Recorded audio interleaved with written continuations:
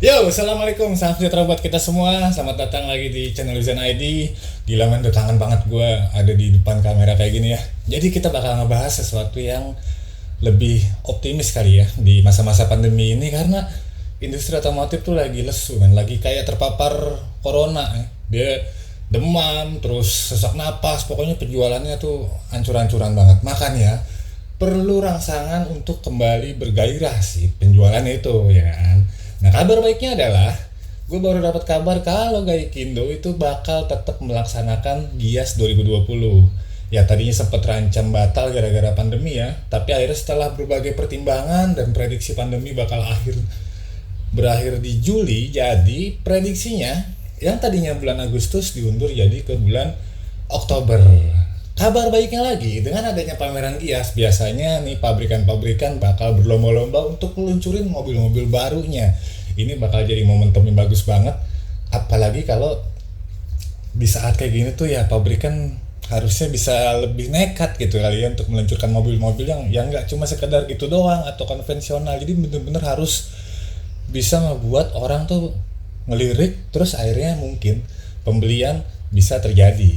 Nah, gue bakal bahas mobil-mobil apa aja yang kira-kira bakal jadi perangsang industri otomotif agar kembali bergairah.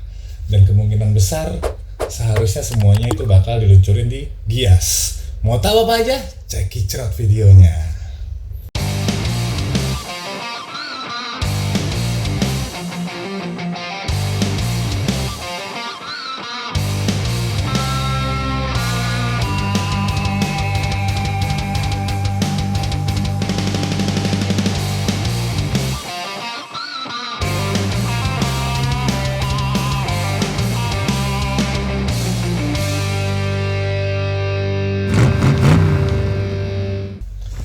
Pertama, dari Honda. Apalagi kalau bukan Honda Mobilio. Iya, mobil 7 penumpang, low MPV. Ini mobil yang paling digemarin di Indonesia ya. Apalagi teman-temannya itu kayak Avanza, Xenia, R3, Mitsubishi, bahkan semuanya tuh udah pada baru semua. Tinggal Honda yang belum melakukan permakan untuk Mobilio yang secara agak lebih nendang gitu ya.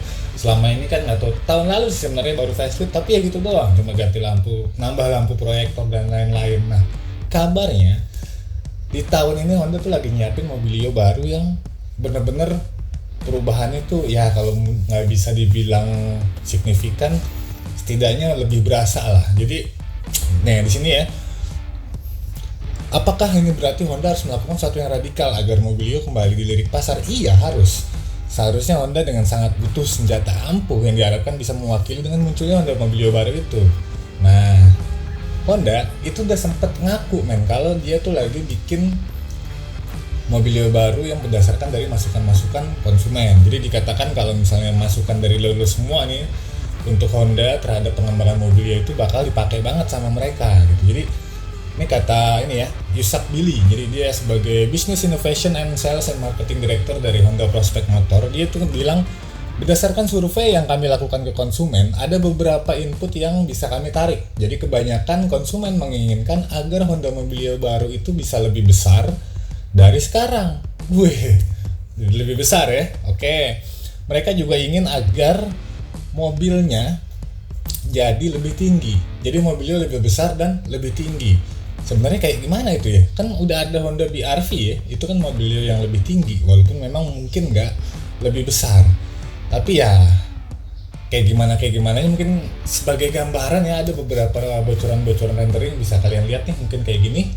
Nah, kira-kira nggak bakal jauh dari situ. Tapi kalau masih tetap penasaran, tunggu aja di Gias. Oke? 2. Toyota Innova dan Toyota Fortuner facelift. Kenapa dua mobil ini gua gabungin? Karena biasanya dari dulu-dulu nih, dari sejarah-sejarahnya, Toyota itu selalu memaketkan 3 mobilnya sekaligus dalam satu platform. Itu ada Fortuner, ada Innova, dan juga ada Hilux. Nah, jadi ketika ada isu Innova model yang baru, biasanya Fortuner pun seperti itu, gitu juga sebaliknya. Nah, sekarang dua-duanya dikabarkan tuh lagi dalam tahap pengembangan. Nah, Jadi bocoran demi bocoran dari sosok terbaru Toyota Innova tuh udah mulai bermunculan, wajar men, karena ini udah masuk tahun kelima kali ya, karena terakhir tuh Innova Reborn tahun 2015 dan sampai sekarang Toyota belum melakukan apapun terhadap si mobil yang dulu sempat punya slogan tiada duanya itu ya gitu. Tapi ini juga sebenarnya agak-agak tricky. Kenapa Toyota tuh terkesan konvensional dan nggak melakukan apapun terhadap si Innova? Karena biar gimana pun men, walaupun dia udah 5 tahun yang lalu ya yang model barunya, tapi masih laris, masih laku. Ya 5 besar lah tiap bulan tuh sebagai mobil terlaris tuh Innova biasanya masih masuk.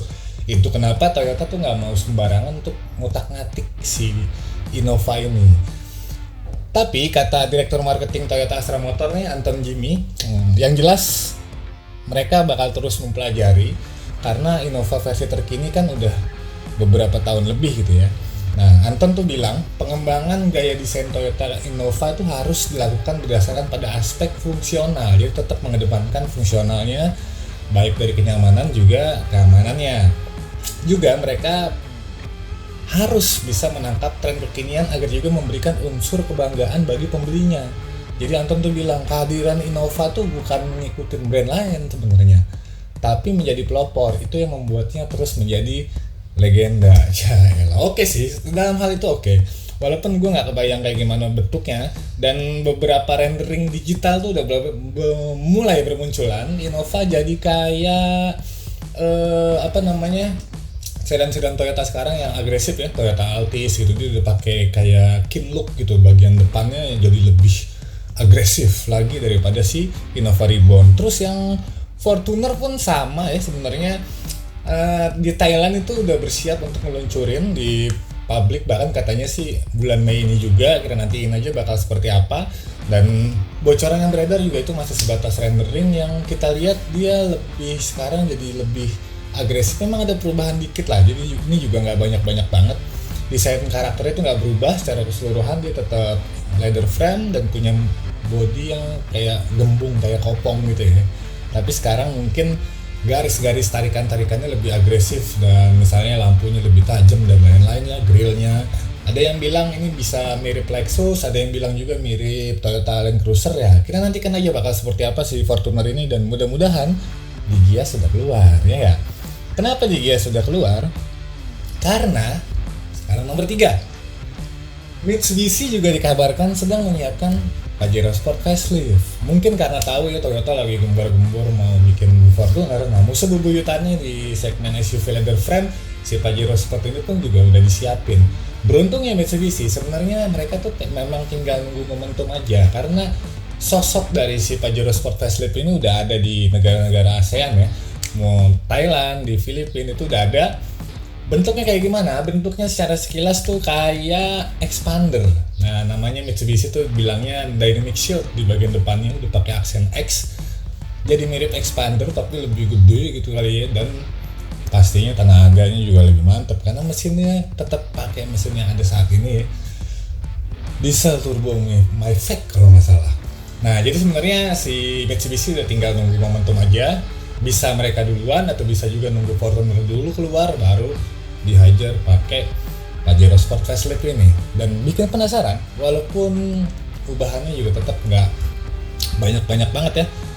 Di kabinnya dia tetap ada MID full digital, terus kalaupun ada pembaruan tuh pada knop-knop pengoperasian AC aja sih ya.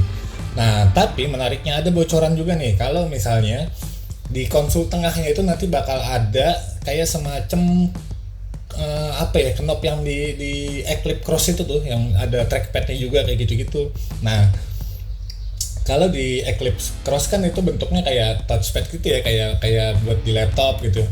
Tapi kalau di Pajero tuh mungkin masih knop-knop biasa kayak iDrive di BMW atau di Mini gitu, dan fungsinya pun sama, ini buat mengatur hiburan kabin di dalam mobil. Oke.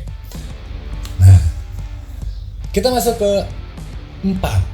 Ini juga gue prediksi bakal maut sih kalau bener-bener datang ke sini. Walaupun mungkin peluangnya masih tipis, tapi bukan nggak mungkin karena kondisi pandemi ini memaksa pabrikan harus lebih nekat untuk menghadirkan mobil-mobil yang lebih radikal gitu kali ya biasanya.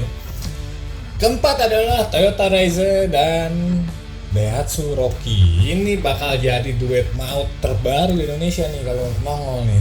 Dua mobil yang pas dulu diluncurin aja tahun lalu tuh udah bikin geger dunia otomotif ya. Apalagi kalau datang ke Indonesia. Jadi bersiap aja jadi duet maut terbaru yang bisa ngerusak pasar SUV compact. Karena ini memang dimensinya mobil ini compact, cenderung kecil gitu ya. Perbedaan keduanya antara Daihatsu dan Toyota ini sebenarnya cuma pada tampangnya, yang sementara untuk platformnya itu sama. Dia pakai platform Daihatsu New Global Architecture. Jadi memang yang bikin ini Daihatsu. Di Indonesia pun bakal seperti itu nantinya, kayak Avanza Xenia, terus Calya Sigra, Agya, Ayla itu yang bikin Daihatsu, tapi untuk dua merek Daihatsu dan Toyota. Nah, SUV ringkas ini menawarkan kapasitas bagasi 369 liter, terdepan di kelasnya, kursi belakangnya juga bisa dilipat, dan lebih meningkatkan ruang kargo yang tersedia. Terus memungkinkan barang bawaan besar atau panjang untuk dimuat walaupun dimensinya kecil. Ini kata Toyota Motor Corporation soal Razor saat peluncurannya saat itu ya. Gitu. Sementara di Jepang, kapasitas mesinnya itu sama, dua-duanya pakai 1000 cc 3 silinder, kodenya 1KR strip VET, yang juga didukung turbo.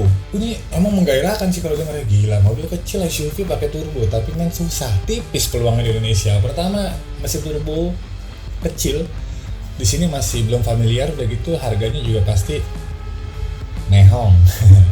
Makanya kalau misalnya dua mobil ini mau dipasarin di Indonesia, itu butuh penyesuaian yang gak gampang sih sebenarnya ya, butuh penyesuaian khusus gitu. Nah, jadi gini. Sebelumnya tuh Direktur Marketing Astra Daihatsu Motor, Ibu Amelia Chandra tuh pernah bilang, kalau seandainya Rocky dijual di Indonesia, maka harganya harus terjangkau. Sepakat, Bu. Dan untuk bisa terjangkau harganya, maka harus diproduksi di Indonesia. Ini juga sepakat, walaupun sekarang pabrik Daihatsu lagi stop ya. Oh, mau bersiap untuk beroperasi kembali, tapi untuk ekspor doang. Nah, jadi harus harga terjangkau dan juga bisa diproduksi di Indonesia. Dan kalau harus diproduksi di Indonesia, kayaknya bakalan sulit kalau tetap menggunakan mesin kecil tadi ya, 1000 cc 3 silinder turbo itu. Sebab Daihatsu tuh harus melakukan investasi dari nol. Sementara hasil studi sejauh ini belum disimpulkan potensi mobil kecil turbo itu kayak gimana. Jadi mereka pasti kosnya gede-gedean dan butuh waktu yang lama.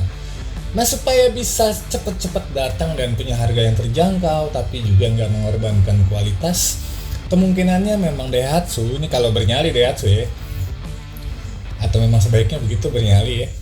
Jadi harus menghadirkan Rocky ataupun juga si Razor itu sebagai SUV kompak yang terjangkau. Fitrahnya dulu di tahun 90-an ya, Daihatsu TAF, Daihatsu Rocky itu bener-bener wah, ketangguhannya, bandol segala macam tuh udah nggak diraguin, dan dia juga bisa dijangkau banyak orang karena harganya yang memang relatif oke lah gitu. Caranya Daihatsu harus memproduksi lokal, terus dia pakai mesin Xenia 1300. Ini sih usulan gua. Kenapa pakai mesin itu? Pertama, mesin ini udah ada, udah teruji, reliable segala macamnya sampai konsumsi bahan bakar, bahkan performanya pun juga udah teruji. Jadi udah bukan masalah lagi gitu ya. Apalagi dipakai di SUV yang bentuknya yang dimensinya kompak, ini kayaknya tuh pas banget lah. Bensin iritnya dapat, tenaga juga pasti nggak bakal kedodoran. Lo tahu sendiri Avanza Xenia yang 1300 tuh rasanya kayak gimana, itu menurut gua udah cukup oke. Jadi memang dengan menggunakan mesin ini, mesin yang sudah ada yang udah diproduksi lokal di sini bahkan ya gitu. Harapannya memang jadi bisa lebih murah dan lebih cepat untuk dipasarkan gitu. Jadi dengan settingan kayak gitu ya harusnya sih cukup realistis buat Toyota atau Daihatsu deh ya, kalau misalnya memang Toyota biasanya harganya lebih mahal dari Daihatsu, untuk memasarkan dua mobil ini di kisaran harga 200 jutaan lah, antara ya di bawah 300, di atas 200 masih oke lah ya nggak? Karena secara positioning memang mereka harusnya berada di bawah Ras dan Terios. Mungkin ntar diferensiasinya gitu ya, Ras Terios itu bisa muat 7 orang dan mesinnya 1500, sementara yang dua baru ini dia cuma 5 penumpang dan mesinnya 1300. Top nggak tuh? Top nggak? Nah, coba komen ya, menurut lo kayak gimana? Karena kita masuk ke bocoran mobil baru terakhir yang ini bakal berasal dari Suzuki. Apa nih? Katana? Jimny? Enggak, itu mobil gaib yang sosok eksklusif menurut gue ya, yang akhirnya nggak bisa dijangkau banyak orang. nggak kayak dulu zaman kejayaannya di era 90 di mana semua orang hampir bisa beli Jimny atau Katana. Sekarang udahlah, nggak usah diharapin deh.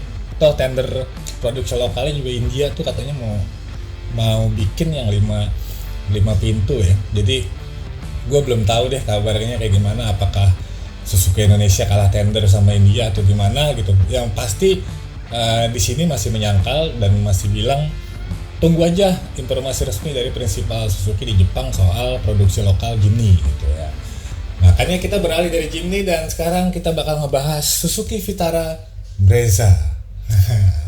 Ini mobil juga dari India sebenarnya, dan nama Vitara pasti nggak asing ya buat kalian, apalagi yang anak-anak 90-an dulu ya, sempat berjaya banget Suzuki Vitara kayak gimana. Walaupun sekarang ditambahin Brezza, tapi dia tetap muncul sebagai sebuah SUV yang juga compact, yang bahkan ini sebenarnya bisa jadi alternatif atau pesaing dari tadi duet maut itu Toyota Razor sama Daihatsu Rocky gitu ya.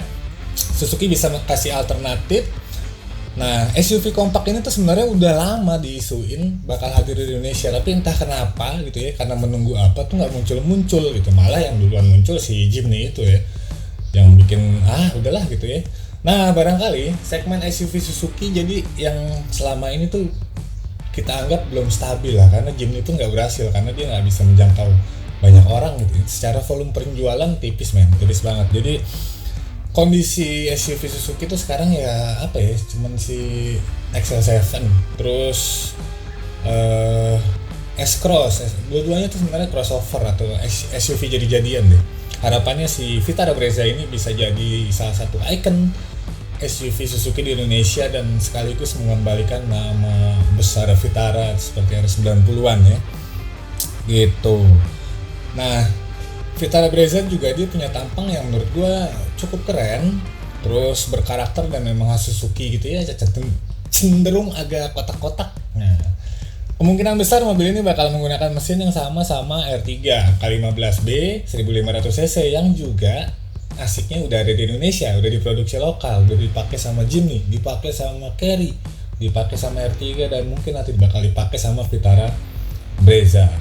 Sementara buat fitur-fiturnya memang sampai sekarang tuh belum diketahui kayak gimana ya. Tapi kalau kalian mau ngintip bisa lihat yang di India kayak gimana. Tapi gue yakin ketika sampai sini tuh bakal berbeda banget karena memang Suzuki tuh paling demen untuk ngutak-ngatik fitur mobilnya gitu ya, supaya mungkin bisa sesuai antara harga sama value yang ditawarin gitu. Jadi daripada penasaran terus, mending bersabar aja. Semoga di Gias nanti Vitara kembali lahir di Indonesia. Oke. Nah, kira-kira itu aja. Ada bukan 5 sih, karena tadi ada beberapa 2 ya. Ya, beberapa mobil baru yang diharapkan itu bisa mendongkrak penjualan, bisa merangsang kembali industri otomotif di Indonesia di semester kedua ini bisa lebih oke, karena prediksinya penjualan juga turun, tadinya 1 juta ya tahun lalu, sekarang diprediksi bisa cuma sekitar 600.000 unit, tapi it's okay lah, mudah-mudahan dengan Gias tetap digelar dan banyak mobil-mobil baru berdatangan kayak gini, itu bisa kembali meningkatkan penjualannya gitu ya. Oke, nah kalau kalian punya opini-opini silakan sampaikan di kolom komentar dan jangan lupa subscribe. Kalau suka dengan video ini silakan like, kalau nggak suka boleh dislike, dan nantikan video-video gue selanjutnya. Bram.